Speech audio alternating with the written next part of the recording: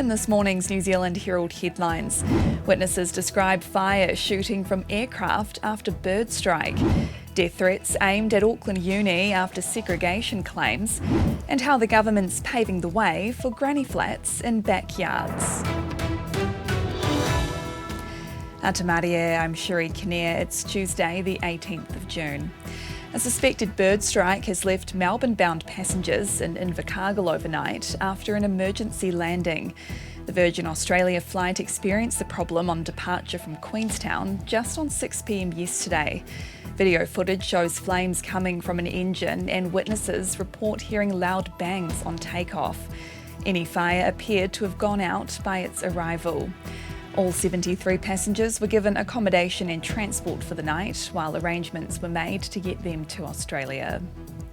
Auckland University has revealed both students and staff received death threats during the controversy over designated spaces for Pacifica and Māori students earlier this year. In March, a temporary sign identifying the space was described by political leaders as segregation, triggering the abuse. The University of Auckland says the designated areas provide culturally tailored support for Pacifica and Māori students and staff. Confidence from the government. There's demand for smaller homes as it reveals moves to make it easier to build granny flats.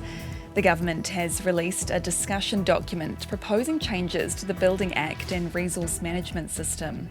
Councils would have to allow buildings up to 60 square metres in certain areas without a resource consent.